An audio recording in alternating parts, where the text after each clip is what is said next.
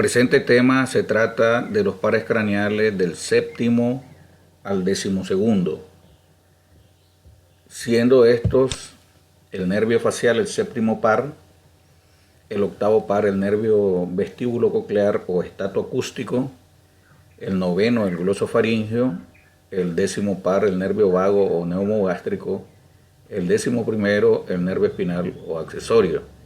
Y terminamos con el 12º par craneal, que es el nervio hipogloso. Desde el punto de vista funcional, en esta lista de 6 pares craneales tenemos nervios mixtos, que tienen en su composición núcleos y fibras nerviosas que tienen que ver con actividad motora, como es el caso del nervio facial,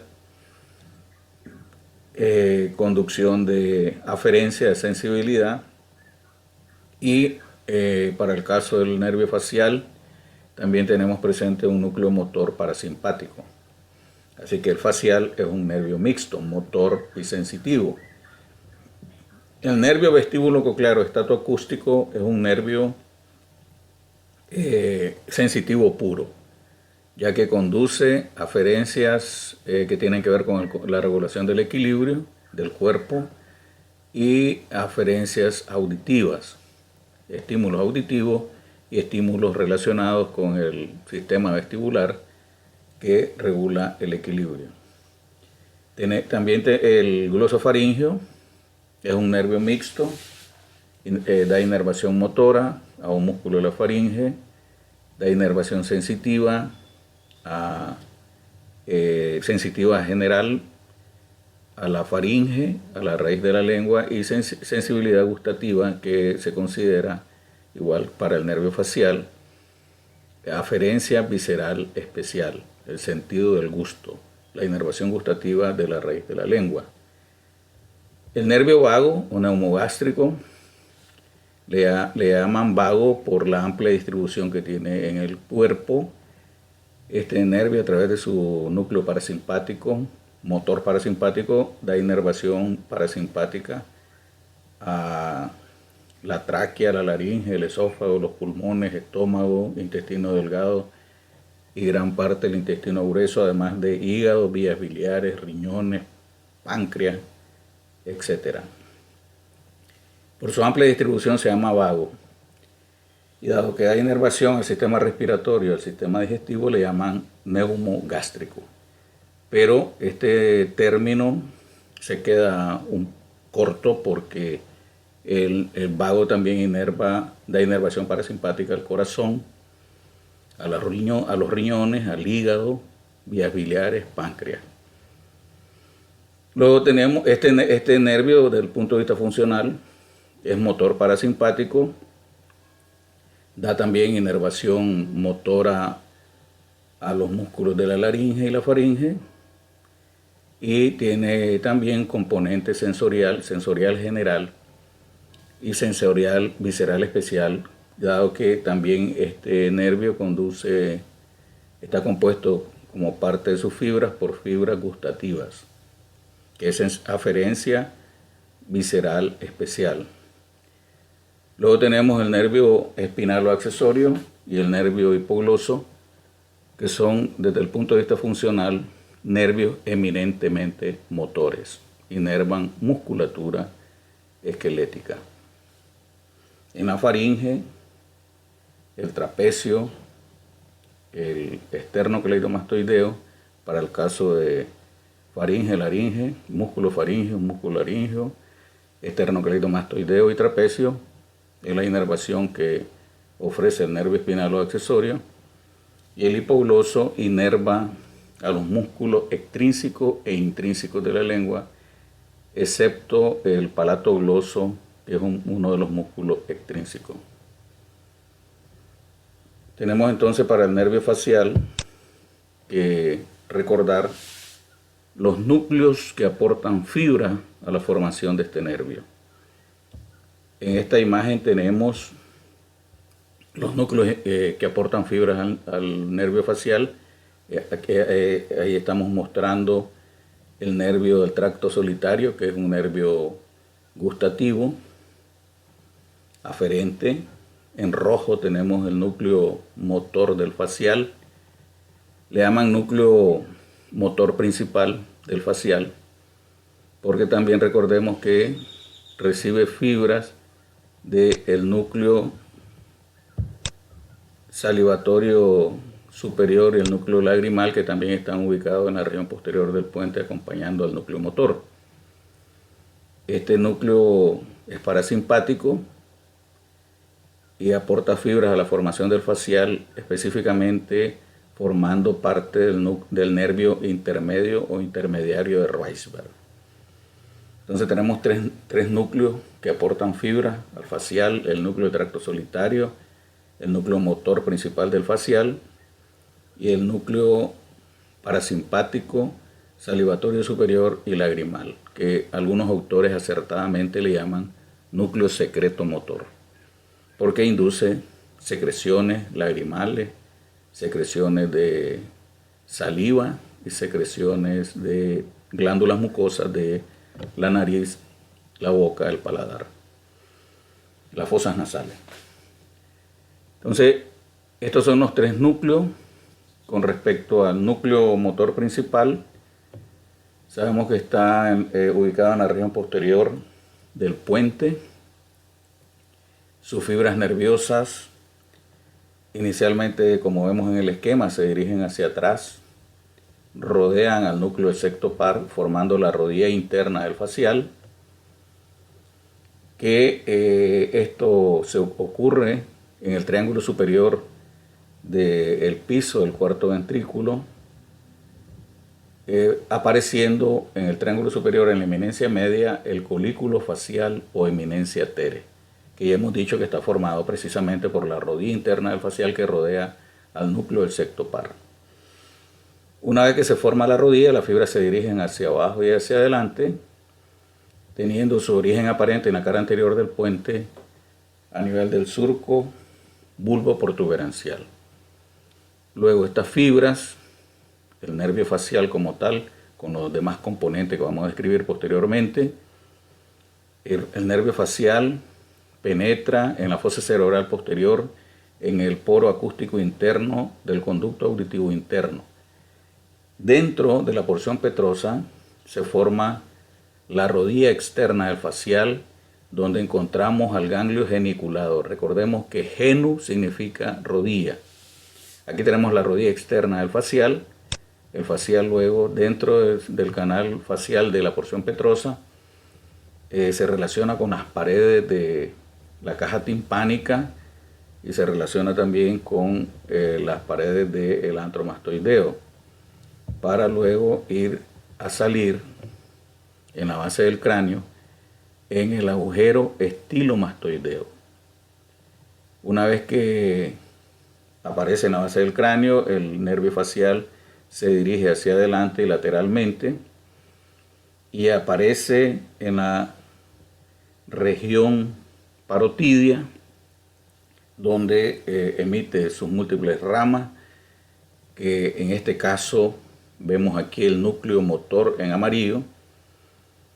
Observemos aquí tenemos la referencia, en amarillo tenemos el núcleo motor principal y de este núcleo motor, del recorrido que he descrito, salen las fibras que dan inervación a los músculos de la mímica, los músculos de la cara, incluyendo también a los músculos que hemos descrito en la cara, que son los auriculares y el músculo epicráneo u occipito frontal. Vemos aquí en esta imagen en rojo la distribución de las fibras que nacen en el núcleo parasimpático del facial, que es el núcleo secretomotor o núcleo salival superior y lagrimal. Observemos que las fibras preganglionares que nacen de este núcleo acompañan al nervio facial, luego en la región del cráneo facial o viscerocráneo, encuentran estas fibras preganglionares dos ganglios, este que sería el ganglio pterigopalatino y este otro que sería el ganglio submandibular. Del ganglio submandibular surgen las fibras apoganglionares que se dirigen a dar inervación a la glándula submandibular y a la glándula sublingual. Esta es la vía que a través de la inervación que reciben del núcleo salivatorio superior inducen a la producción de saliva filante. Eso es cuando observamos que alguien muerde un jocotito tierno o un mango con sal y limón y la gente dice se me hizo agua la boca. Ahí están actuando las fibras de este núcleo salivatorio superior del vago. También tenemos que las fibras preganglionares del núcleo parasimpático del vago, perdón, del facial, encuentran fibras, encuentran su ganglio, otro ganglio que es el ganglio pterigopalatino, del cual nacen las fibras postganglionares que se dirigen a la cavidad orbitaria a dar inervación. Aquí tenemos ese ganglio. Salen las fibras postganglionares que se dirigen a la órbita a través de ramas del nervio maxilar a dar inervación a la glándula lagrimal. También de estas mismas células del ganglio pterigopalatino salen fibras postganglionares que se dirigen a las fosas nasales, al paladar, a la boca, para dar inervación a las glándulas que secretan moco en estas regiones, en estas estructuras, fosas nasales, paladar y cavidad bucal. Y esta es la vía que ya había descrito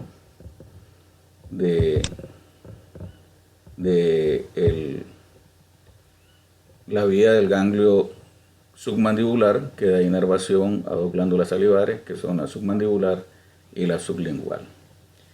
Tenemos en verde en esta imagen la conducción a través del nervio facial que da inervación gustativa a los 2/3 anteriores de la lengua. Las fibras que forman este nervio que conduce la sensibilidad gustativa del nervio facial tienen su neurona a nivel del ganglio geniculado. Las prolongaciones periféricas de este ganglio geniculado, de las neuronas del ganglio geniculado, forman la cuerda del tímpano que luego se unen al nervio lingual, que es rama del nervio mandibular, para abordar la lengua a través del nervio lingual, inervando los 2/3 anteriores de la lengua. Las prolongaciones centrales de las neuronas del ganglio geniculado se dirigen acompañando al nervio facial, formando parte del nervio intermedio, y hacen sinapsis en la región superior del núcleo salivatorio superior. Del núcleo salivatorio superior surgen fibras ascendentes que se dirigen a hacer sinapsis al núcleo del hipotálamo, al núcleo del tálamo en la región ventral posterior del tálamo. Y de esos núcleos surgen las radiaciones tálamo-corticales que se dirigen al centro gustativo de la corteza del gyrus postcentral en la región inferior de este gyrus, que está relacionada con la cisura lateral o de Silvio. También de las neuronas de este núcleo surgen fibras eferentes que hacen sinapsis con los núcleos salivatorios tanto del nervio facial como del nervio glosofaríngeo.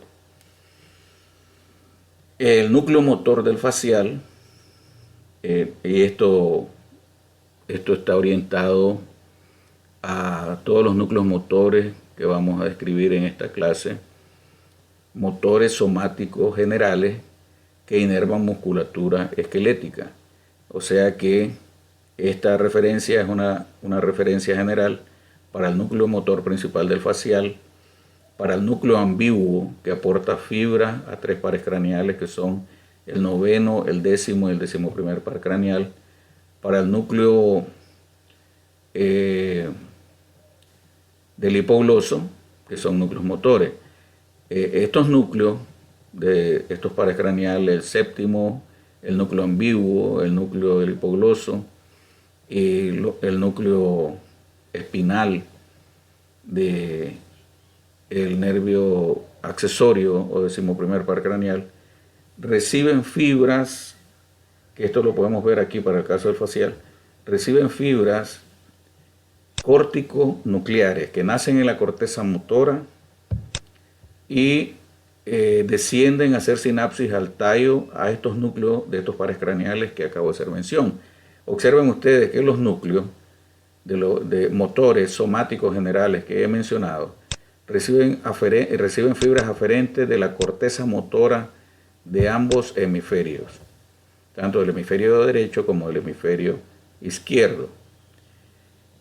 Excepto, todos estos núcleos reciben fibras de la corteza motora de los hemisferios de ambos hemisferios, excepto la parte del núcleo del facial que inerva los músculos de la región inferior de la cara, que recibe nada más fibras del hemisferio contralateral.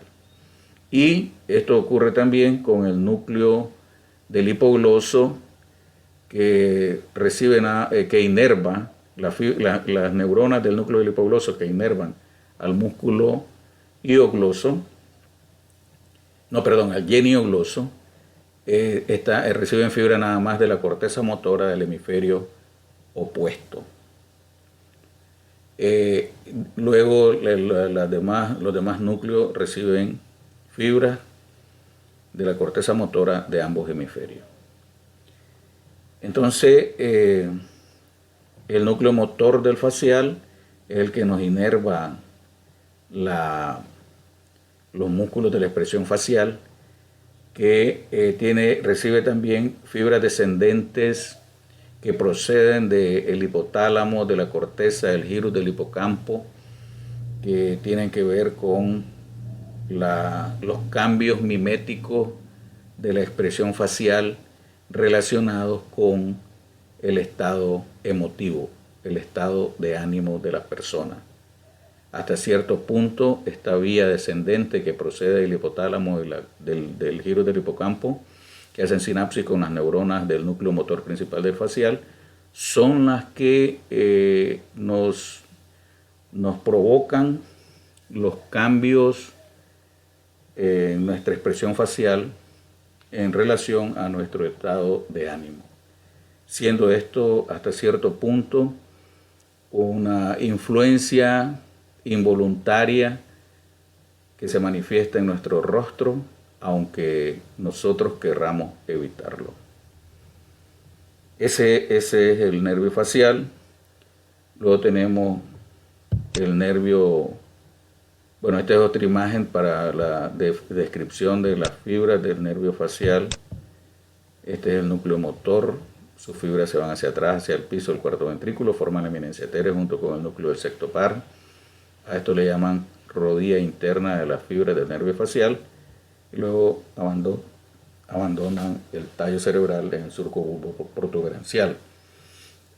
Esta es la referencia de la corteza motora de los dos hemisferios, dando inervación al núcleo motor principal, ambos cortezas motoras.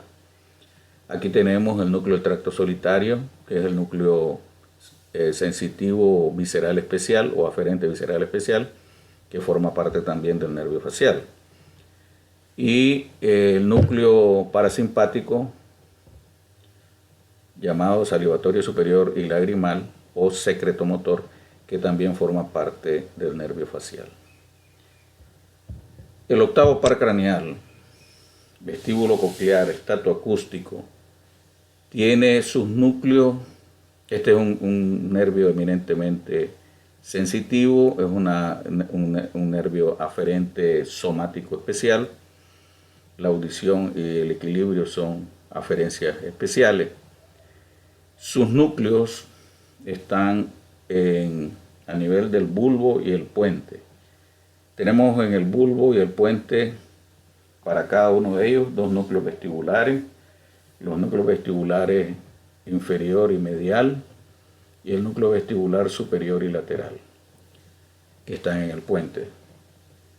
Estos núcleos vestibulares son los núcleos relacionados con la porción vestibular del nervio vestíbulo coclear o octavo par craneal. En la imagen de la derecha tenemos la otra porción de este nervio, el nervio coclear o auditivo. Los núcleos que están presentes en el tallo están ubicados a nivel del bulbo, del puente, perdón, relacionándose un poco con la entrada del pedúnculo cerebeloso inferior al cerebelo. Tenemos dos núcleos cocleares, el núcleo coclear anterior o ventral y el núcleo coclear posterior o dorsal, que son los núcleos presentes en el tallo cerebral. Los núcleos vestibulares reciben sus fibras aferentes de las neuronas que están en el ganglio vestibular.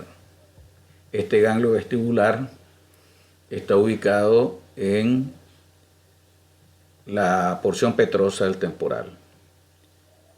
Este ganglio, las neuronas de este ganglio envían sus fibras periféricas hacia los receptores periféricos del equilibrio que están en las crestas ampollares de los tres conductos semicirculares y los receptores periféricos que están en el utrículo y el sáculo.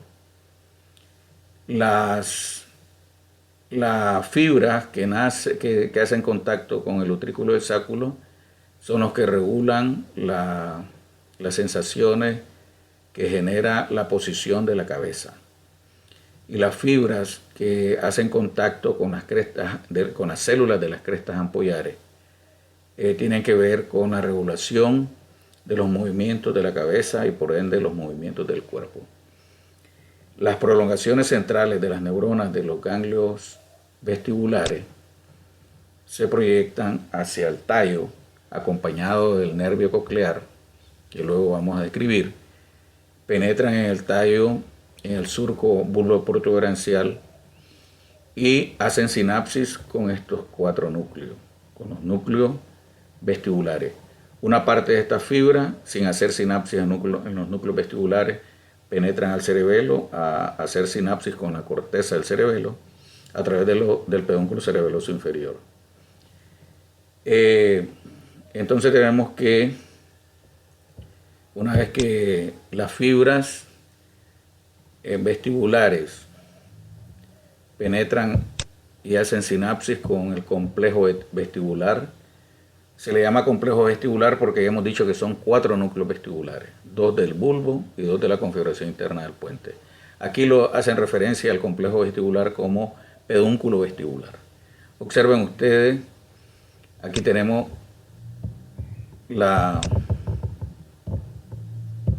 neuronas de el ganglio vestibular del oído interno. Una vez que penetran, hacen sinapsis en los núcleos vestibulares y otra parte penetra el cerebelo, como hemos dicho. El núcleo vestibular, los núcleos vestibulares, luego sus neuronas forman tractos que se dirigen a formar parte del lemnisco, del fascículo longitudinal medio, y a través de este fascículo, estas fibras que estamos señalando aquí, hacen contacto o intercomunican los núcleos vestibulares con los núcleos motores del globo ocular, que son el núcleo del tercer par, el núcleo del cuarto par y el núcleo del sexto par. Esta vía garantiza los movimientos conjugados de la cabeza y los ojos cuando tenemos fija nuestra mirada en un objeto en movimiento, por ejemplo, o cuando movemos la cabeza y permanecemos con la mirada fija en un objeto que no se mueve. Eso lo garantiza esta conexión entre los núcleos vestibulares y los núcleos motores que mueven el ojo, que forman parte del fascículo longitudinal medio. También de la fibra, estamos observando aquí que de las neuronas de los núcleos vestibulares surge el tracto vestíbulo cerebeloso que penetra a través del pedúnculo cerebeloso medio y hace sinapsis con la corteza del cerebelo. También existe una conexión que nace en los núcleos del cerebelo y a través del pedúnculo cerebroso inferior igualmente se dirigen a hacer sinapsis con los núcleos vestibulares, que es el tracto cerebelo-vestibular. También tenemos otras fibras eferentes de los núcleos vestibulares que nacen sobre todo del núcleo vestibular lateral del puente y descienden a la médula espinal. Estas fibras son las que forman el tracto vestíbulo-espinal, que desciende en la médula a través del cordón blanco anterior a hacer sinapsis con las neuronas motoras de la columna grises anteriores, y son las que vinculan el cerebro, el cerebelo, los núcleos vestibulares y los núcleos motores de la médula espinal para la regulación del equilibrio. Esto también lo podemos ver, el tracto vestíbulo-espinal, en esta imagen. También tenemos que los núcleos vestibulares envían fibras ascendentes al tálamo, y luego el tálamo envía las fibras tálamo-corticales a la corteza sensorial para la información a la corteza del cerebro, tanto sensorial y motora, de los cambios de posición de nuestro cuerpo, y de esa manera participar la corteza cerebral en la regulación del equilibrio. Tenemos también el nervio glosofaríngeo, que este nervio es mixto, tiene un componente motor, un componente sensorial, y a su vez el componente motor tiene un núcleo motor somático general y un núcleo motor parasimpático general, visceral motor general, que es el núcleo salivatorio inferior. Y también tiene el componente aferente, se refiere a fibras que conducen la sensibilidad gustativa de la raíz de la lengua, pero también tiene un pequeño componente de fibras que son aferentes somáticas generales, que conducen la sensibilidad general, tacto, dolor, temperatura de la mucosa de la faringe y la lengua, de la cavidad bucal. Estas fibras somáticas generales que forman parte del glosofaringio también se describen con el nervio vago. Una vez que penetran estas fibras somáticas generales de sensibilidad general, tacto, dolor, etc., abandonan al vago y al glosofaringio y se dirigen a hacer sinapsis con el núcleo espinal, que es el núcleo espinal del nervio trigémino. Al final sabemos que los núcleos sensitivos del trigémino son los que perciben las aferencias generales de la cabeza, de la cara, de la cavidad orbitaria, fosas nasales, cavidad bucal. Aquí tenemos el núcleo motor principal del nervio glosofaringio, que es el núcleo ambiguo. Esta imagen me permite hacer referencia que el núcleo ambiguo precisamente se llama ambiguo porque aporta fibra no solamente a un par craneal, sino que aporta fibra a 3 pares craneales. De ahí que le han llamado ambiguo. Esos 3 pares craneales son los mismos 3 pares craneales que comparten muchos detalles macroscópicos, como es que los 3 tienen origen aparente en el surco retroolivar del bulbo, que son el 9º, el 10º y el 11º par craneal. Comparten el surco retroolivar en su origen aparente. Y luego en su recorrido en la fosa cerebral posterior comparten también el orificio yugular o foramen yugular para abandonar la cavidad craneana y dirigirse al cuello, a la cara, a dar su inervación. En el caso del vago, pues no se limita solamente a la cabeza y el cuello, sino que hemos dicho que el vago desciende al tórax y al abdomen. Pero estos tres pares craneales comparten el núcleo ambiguo, comparten el surco retroolivar y comparten el agujero yugular. Y por tanto también comparten algunas inervaciones de algunos órganos. Observemos en la imagen que tanto vago como espinal, el nervio glosofaringeo, vago y glosofaringeo, noveno y décimo par, tienen la característica que con relación al agujero yugular, los dos tienen ganglios yugulares, ganglio superior. Aquí tenemos el ganglio superior del glosofaringeo, el ganglio inferior del glosofaringeo. El vago también tiene su ganglio superior y un ganglio inferior del nervio vago.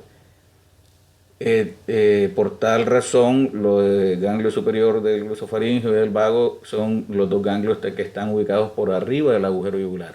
Y los ganglios inferiores, tanto del glosofaringeo como del vago, que son estos, glosofaringeo y vago, estos ganglios están por debajo del agujero yugular. O sea que por la relación con el agujero yugular son superior e inferior. Hablando del glosofaringeo, en su recorrido, entonces tenemos que el glosofaringeo tiene tres núcleos. Vamos a hablar de sus núcleos primero.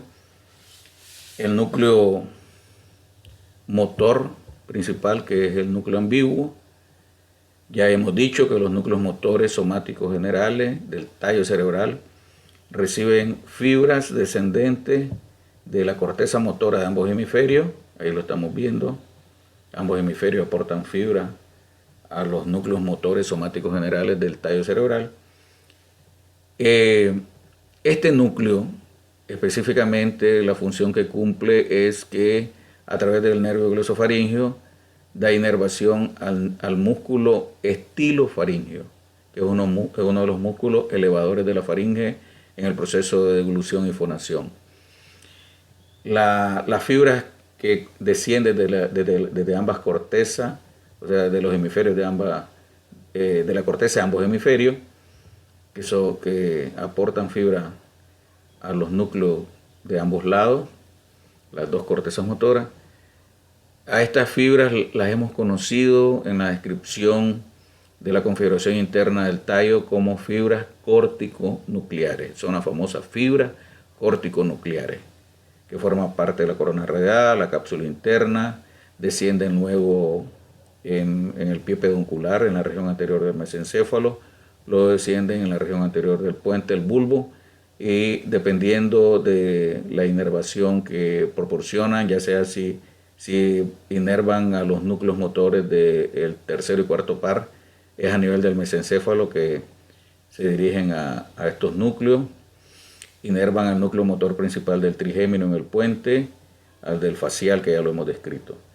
Entonces, el detalle es que debemos de saber que las fibras motoras que nacen en la corteza motora de ambos hemisferios toman el nombre de fibras córtico-nucleares y dan inervación a la corteza de ambos hemisferios, a los núcleos motores, con la excepción del nervio facial que ya mencionaba y del nervio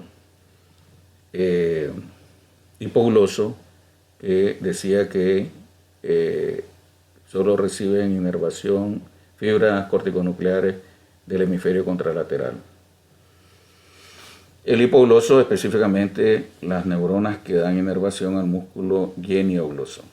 El resto del núcleo recibe fibras bilaterales corticonucleares. Bilaterales en el sentido que nacen de ambas cortezas, de ambos hemisferios, corteza motora. Entonces aquí tenemos núcleo ambiguo, que es el motor, núcleo salivatorio inferior, aportando fibras al glosofaringeo, y el núcleo del tracto solitario. Más hacia atrás vemos el núcleo motor dorsal del vago. ¿Por qué nos muestran aquí el núcleo motor dorsal del vago y el núcleo espinal del trigémino? Observemos que el glosofaringeo aporta fibras a esos dos núcleos. Ya vamos a explicar la razón. Entonces quedamos claros, repito, el núcleo motor principal que aporta fibras al glosofaringio. Esas fibras en rojo se dirigen a área de inervación, específicamente a un músculo que es el estilofaringio, ya lo habíamos mencionado. El núcleo salivatorio inferior, que lo tenemos aquí en el bulbo. Este núcleo aporta fibras que se dirigen, son fibras preganglionares, parasimpáticas, que se dirigen a hacer sinapsis al ganglio óptico, que está muy cerca de la región parotidia. Y de las neuronas del ganglio óptico salen las fibras postganglionares que dan inervación a través de la cuerda del tímpano, del nervio auricular. El nervio auriculotemporal, a través de este nervio, esas fibras postganglionares que nacen del ganglio óptico dan inervación a la parasimpática, a la glándula parótida. Ya sabemos que la función parasimpática produce aumento de la salivación de saliva filante, saliva no espesa. El núcleo del tracto solitario recibe fibras aferentes de la raíz de la lengua, de la papila gustativa también, del piso de la boca.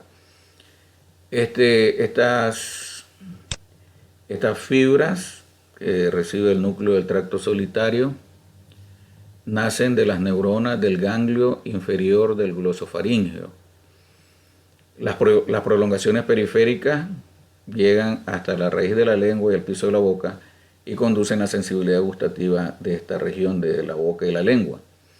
Las prolongaciones centrales de las neuronas del ganglio inferior del glosofaringeo penetran al tallo, el bulbo, y se dirigen a hacer sinapsis con el núcleo del tracto solitario. Esta descripción que voy a decir ahorita también se cumple para la descripción de la inervación gustativa del facial y el vago.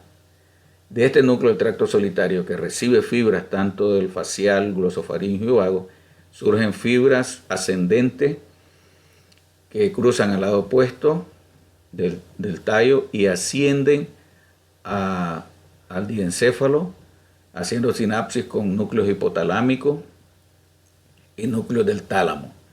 De las neuronas del tálamo surgen las fibras que, formando parte de la cápsula interna de la corona radiada, se dirigen a hacer sinapsis con la corteza gustativa del gyrus postcentral en la región inferior de este gyrus. También recibe fibras descendentes las neuronas del núcleo del tracto solitario que nacen en el hipotálamo y descienden a hacer sinapsis a través de las fibras descendentes viscerales al núcleo del tracto solitario. Esta conexión del hipotálamo con el núcleo del tracto solitario son las que garantizan los reflejos condicionados, como es el hecho de sentir un olor y aumentar. También el tracto solitario tiene conexión con, lo estamos observando aquí, con el núcleo salivatorio inferior, que es el que induce la secreción de la glándula parótida de saliva. Esta conexión del tracto solitario con el núcleo salivatorio inferior son los que garantizan la salivación que genera el percibir un olor. Así que un olor a comida agradable.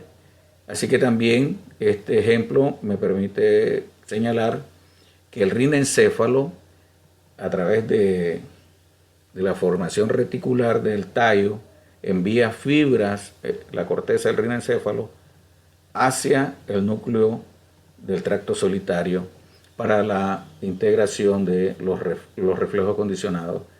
El reflejo que acabo de mencionar es un reflejo condicionado. La relación que tiene el glosofaringio con el núcleo espinal del trigémino, vemos aquí, estas son neuronas que están ubicadas en el ganglio superior del glosofaringio. Esto mismo ocurre con el ganglio superior del vago. Sus fibras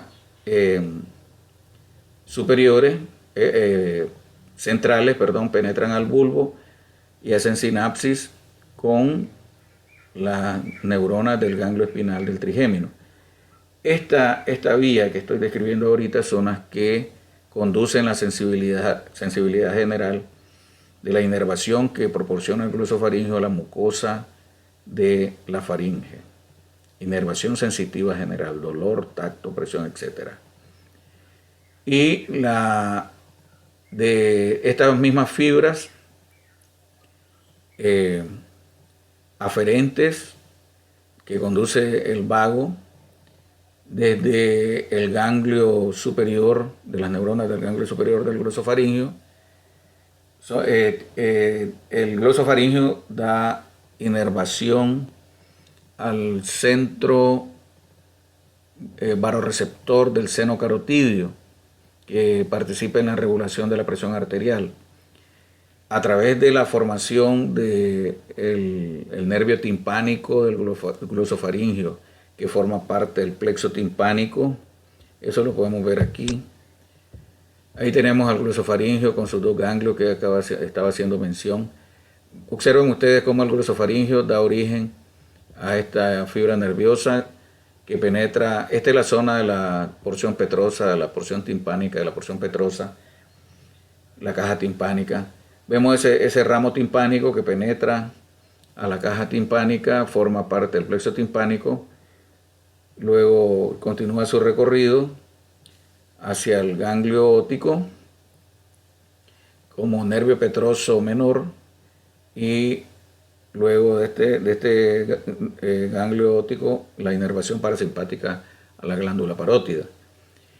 El nervio que estaba haciendo referencia, que inerva el seno carotidio, nace el glosofaringio, da inervación al seno carotidio que se encuentra en el origen de la arteria carótida interna. Las fibras centrales que nacen de la inervación del seno carotidio penetran al bulbo y se dirigen a hacer sinapsis con el núcleo motor dorsal del vago. Ahí lo estamos observando. Ese es el núcleo motor dorsal del vago. Esta conexión del glosofaringio a través de esas fibras que nacen en el seno carotidio hacen sinapsis con el núcleo motor dorsal del vago, son los que garantizan la regulación de la presión arterial. Dado que el vago, si hay un aumento de la presión arterial, el vago se encarga a través de la inervación de los vasos sanguíneos de producir una vasodilatación y reducir la presión arterial. Esa es la descripción del nervio glosofaringio. Así que recordemos que el glosofaringio su inervación motora general es al músculo estilofaringio, que es este. También da inervación motora parasimpática a la parótida, que induce la secreción de saliva a esta glándula. Y toda esta distribución que vemos en la raíz de la lengua está compuesta por fibras gustativas que se dirigen al núcleo del tracto solitario, y inervación sensitiva. Aquí vemos estas fibras a través de sus ramos faringeos. Inervación sensitiva general a la mucosa faríngea, inervación sensitiva general también a la raíz de la lengua, al piso de la boca, inervación sensitiva general a el paladar blando. Ese es, en resumen, la actividad del glosofaringio. Luego tenemos el nervio vago. El nervio vago decimopar craneal, igual que el noveno y el 11º, tienen origen aparente en el surco retroolivar. El vago comparte núcleos con estos dos pares craneales, el noveno y el 11º. Aquí tenemos los núcleos del vago. Casi es la misma imagen que acabamos de ver en la descripción del glosofaringio. Este es el núcleo ambiguo, que es el núcleo motor principal del vago, que da inervación somática general. Este núcleo, igual que el nervio espinal que vamos a describir a continuación, el espinal y el vago, en los componentes de estos dos nervios que nacen de las neuronas de este núcleo ambiguo, vago y espinal y accesorio, dan inervación a los músculos voluntarios de la laringe y la faringe. Observamos que El núcleo ambiguo, ya lo hemos dicho, recibe aferencia de la corteza motora de ambos hemisferios. Eso mismo habíamos dicho con el glosofaringio. Y además tenemos el núcleo del tracto solitario aportando fibras al vago. Vemos aquí el núcleo espinal o accesorio como un núcleo adicional en la descripción del vago que recibe sensibilidad general del conducto auditivo externo del pabellón auricular. Dolor, presión, tacto, sensibilidad general, viajan con el vago. También tenemos al núcleo del tracto solitario aportando fibras en la formación del vago. Los tres núcleos que se describen con el vago en su formación son estos que tenemos aquí: núcleo de tracto solitario, el gustativo, sensibilidad visceral especial, núcleo motor dorsal del vago, que está ubicado en el triángulo inferior del piso del cuarto ventrículo, en el famoso trígono del vago, que está en la eminencia media, un poco por detrás y lateral al trígono del hipogloso. Aquí vemos la vía autónoma descendente que desciende a través de la formación reticular. Estas fibras nacen en el hipotálamo y descienden a hacer sinapsis con las neuronas de los núcleos parasimpáticos, no solamente del vago, sino que del facial y del glosofaringio. En la descripción de esta vía sensitiva general no está señalada como núcleo. El núcleo espinal del trigémino, pues es del trigémino y no puede ser considerado como núcleo del vago, estrictamente hablando, dado que el trigémino es el quinto par. Las pocas fibras aferentes somáticas generales que forman parte del vago, que inervan la sensibilidad general del pabellón, un poco el pabellón auricular y el conducto auditivo externo, viajan con el vago, pero al final hacen sinapsis al penetrar al bulbo con el núcleo espinal del trigémino. Por tanto, este es un núcleo del trigémino, no es un núcleo del vago. ¿Qué inerva? Bueno, ¿cuál es el recorrido del vago? El nervio vago. Estos núcleos estamos hablando del origen real del vago. El origen aparente del vago es en el surco retroolivar. Esto ya lo sabemos por la descripción de la configuración externa del bulbo. Luego, acompañado de los tres pares craneales, de dos pares craneales, el noveno y el 11º, recorre la fosa cerebral posterior, abandona la base del cráneo en el agujero yugular. En el cuello forma parte de la vaina carotidia, del paquete vasculonervioso del cuello, rodeado por la vaina carotidia. El paquete vasculonervioso del cuello, recordemos, está formado por la carótida interna y en la parte superior, la mayor parte del recorrido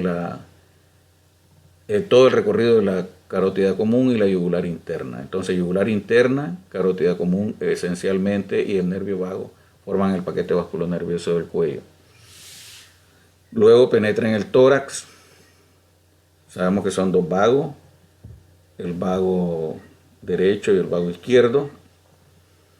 Los dos vagos en su recorrido en el tórax pasan por detrás del bronquio principal, del pedículo pulmonar. Los dos aportan fibras a la inervación de la tráquea, el corazón, los bronquios, y rodeando el esófago, los nervios vagos forman el plexo esofágico. Aquí lo tenemos.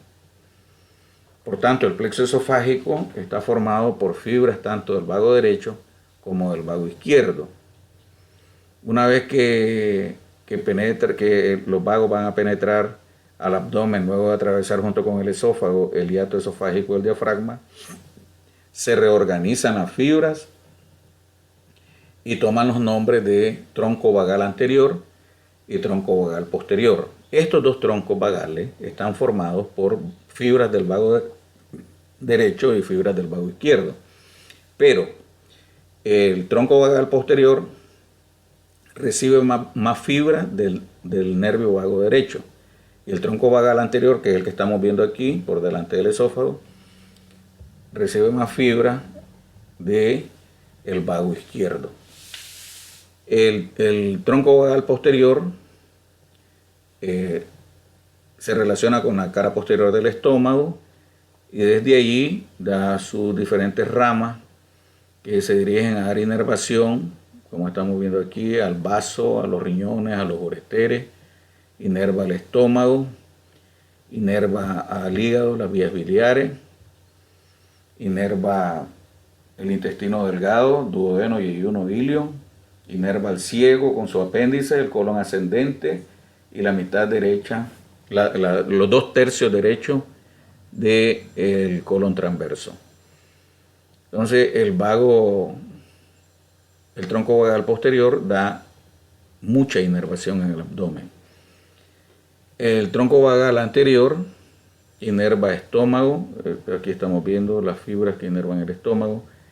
El tronco vagal anterior también inerva hígado, vías biliares y da inervación a las 2 primeras porciones del duodeno y a la cabeza del páncreas. Por tanto, el tronco vagal anterior tiene una distribución menor en el abdomen en comparación con el tronco vagal posterior, como he hecho referencia. Los vagos en su recorrido dan origen a los nervios laringeos recurrentes. Aquí tenemos el nervio laringeo recurrente derecho y el nervio laringeo recurrente izquierdo. Esto es porque desde el tórax esas fibras recurren hacia el cuello nuevamente. Los nervios laringeos recurrentes están conformados por fibras del vago y fibras de la porción craneal del nervio espinal o accesorio. Estos nervios laringeos recurrentes son los que inervan a la mayoría de los nervios intrínsecos de la laringe, que son músculos voluntarios, esqueléticos, excepto al músculo cricotiroideo, que es inervado por el nervio laringeo superior, la rama externa del nervio laringeo superior que estamos viendo aquí. Este es el nervio laringeo superior izquierdo. Entonces tenemos que el vago en todas estas estructuras, tráquea, bronquios, pulmones, da inervación.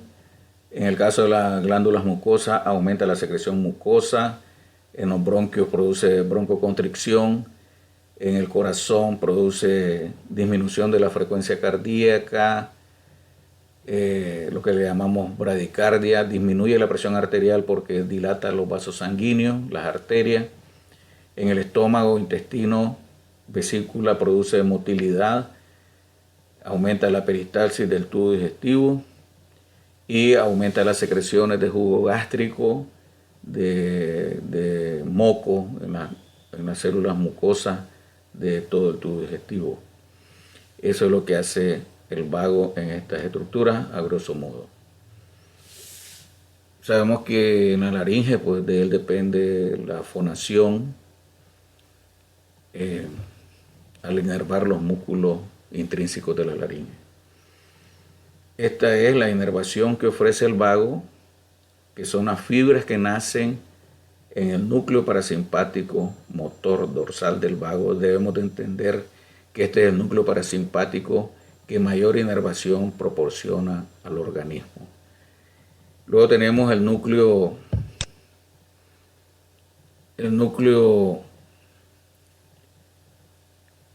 bueno, no nos enredemos.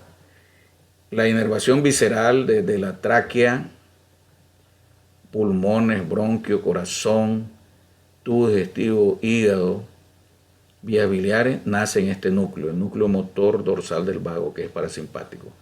Las fibras que nacen en el núcleo ambiguo son las que posteriormente forman los nervios laringeos, superior y recurrente, que son los que inervan la musculatura voluntaria de la laringe y también formando el plexo faríngeo las fibras del núcleo ambiguo que viajan tanto con el nervio vago como con el nervio espinal o accesorio, inervan a los músculos constrictores de la faringe, que son, sabemos que los constrictores y los músculos intrínsecos de la laringe son músculos esqueléticos voluntarios. Esa es la inervación que ofrecen las fibras que forman el vago, y eso mismo vamos a decir con la descripción del nervio espinal o accesorio en su porción craneal. La inervación gustativa del vago que ofrece el vago nacen en las neuronas. Las fibras nacen en las neuronas que forman el ganglio inferior del vago. Las prolongaciones periféricas de estas neuronas del ganglio inferior del vago dan inervación a la papila gustativa de la raíz de la lengua, y existen unas pocas papilas gustativas en la cara superior del epiglotis, también son inervadas gustativamente por el nervio vago. Las prolongaciones centrales de las neuronas del ganglio inferior del vago penetran al tallo, al bulbo, y se dirigen a hacer sinapsis con el núcleo del tracto solitario.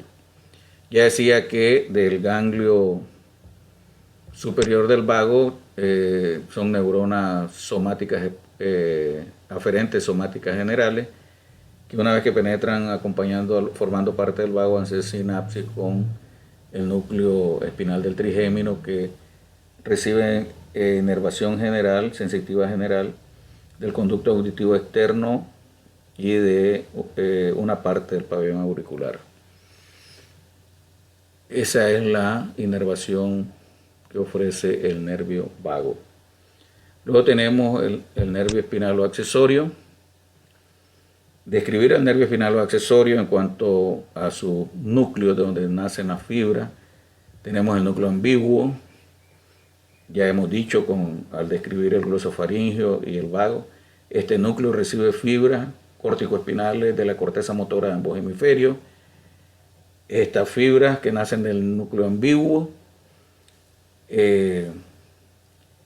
forman la porción craneal que la tenemos aquí del nervio espinal o accesorio, a las cuales se unen las fibras del núcleo espinal del nervio espinal o accesorio. Este núcleo espinal está en la médula espinal, por eso se llama núcleo espinal. También recibe fibras aferentes corticonucleares de ambos hemisferios. Aquí lo vemos. Ahí recibe el núcleo espinal del nervio accesorio o espinal, igual que el ambiguo. En el bulbo reciben fibras de ambas cortezas. El núcleo espinal del nervio accesorio está ubicado en las columnas grises anteriores de la médula espinal, en los segmentos cervicales de C1 a C5. Las fibras de este núcleo espinal las vemos aquí. Aquí tenemos C1 a C5.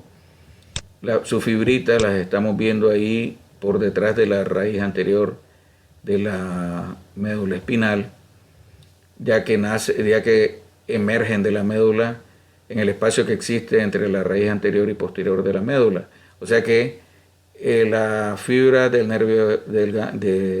núcleo espinal del nervio accesorio, estas fibras se aparecen en la cara lateral de la médula. Ascienden, penetran en el agujero magno del occipital, recorren la fosa cerebral posterior y se unen a el nervio, la porción craneal que nace en el núcleo ambiguo, o sea, esto que estamos viendo aquí, ¿verdad? Este es el núcleo ambiguo, esta es la porción craneal. Este es el nervio, la porción espinal que asciende a la fosa cerebral posterior. Aquí se unen las dos en la fosa cerebral posterior y forman el nervio espinal o accesorio. Una vez que se unen, las dos raíces atraviesan, acompañando al vago y al nervio glosofaríngeo, el agujero yugular, y por debajo del agujero yugular, la porción craneal, estamos viendo aquí, se une al nervio vago. se separa la porción craneal por debajo del agujero yugular, en la base del cráneo. La porción craneal, o sea, las fibras que nacen en el núcleo ambiguo, se unen inmediatamente al nervio vago. La porción espinal desciende al cuello y da inervación al músculo esternocleidomastoideo y al músculo trapecio. Estas son las fibras que nacen en la médula espinal, la porción espinal del nervio espinal o accesorio. La porción craneal que se une al vago, que aquí estamos viendo la unión,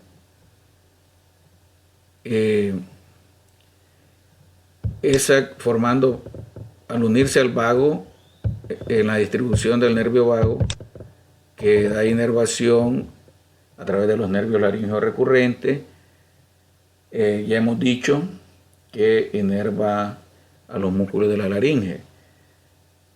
Igualmente, esas fibras que nacen en el núcleo ambiguo de la porción craneal del nervio espinal o accesorio, junto con el vago, forman el plexo faríngeo, que dan inervación motora a los 3 músculos constrictores de la faringe. Igual dan inervación a los músculos del paladar, excepto el músculo tensor del velo del paladar, que está inervado por la rama motora del trigémino.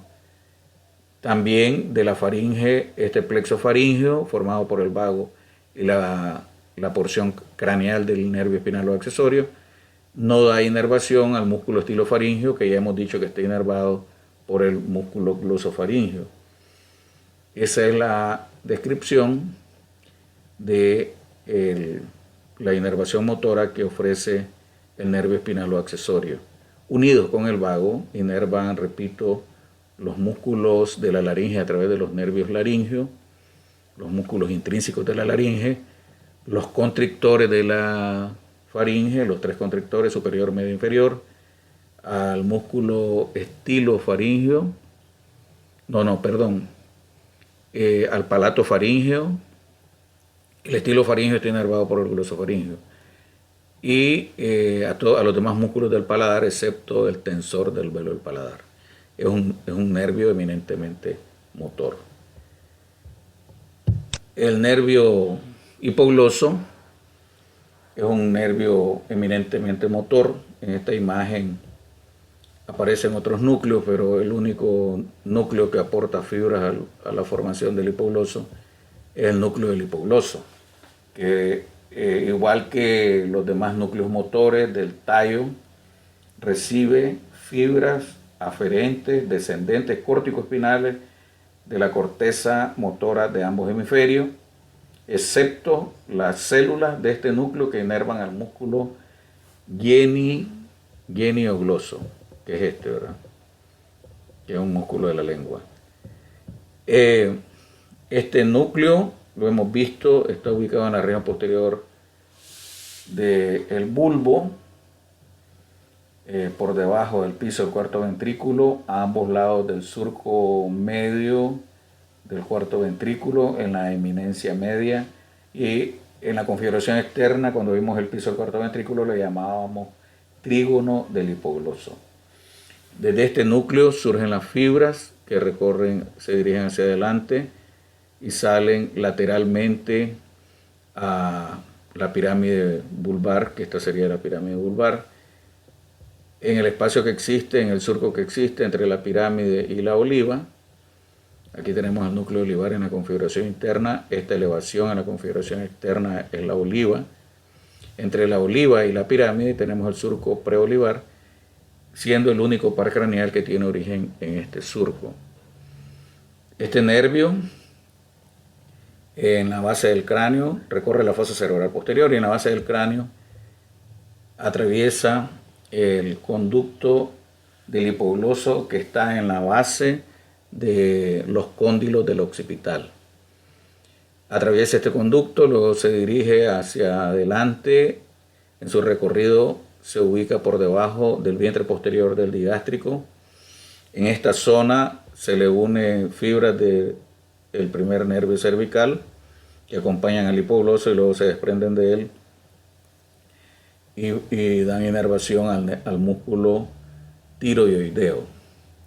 O sea, el tiroideo no está inervado por el hipogloso, lo que aparentemente muestra este esquema si solamente nos observamos esta zona. Pero si vamos más atrás, vemos que C1 se une al recorrido del nervio hipogloso y luego se desprende de él y da inervación al músculo tiroideo. El hipogloso, una vez que llega a la región del piso de la boca, en el extremo posterior del músculo miloioideo, ubicado lateralmente al músculo hiogloso, que es este, aborda desde abajo a la lengua, dando inervación tanto a los músculos intrínsecos como a los extrínsecos, excepto el palato gloso, que está inervado por el plexo faríngeo, que está formado a su vez, hemos dicho, por las fibras motoras somáticas generales que conforman el vago y el nervio espinal o accesorio en su raíz craneal. Entonces, por la forma que aborda en la zona de la raíz de la lengua en sentido ascendente de abajo hacia arriba, es que le llaman hipogloso. Dado que este par craneal inerva a todos los músculos de la lengua excepto el palato gloso, de la inervación de este par craneal dependen los movimientos de la lengua y las diferentes formas que pueda adoptar la lengua durante el proceso de masticación. También sabemos que participa en la deglución y en parte en la fonación. Gracias.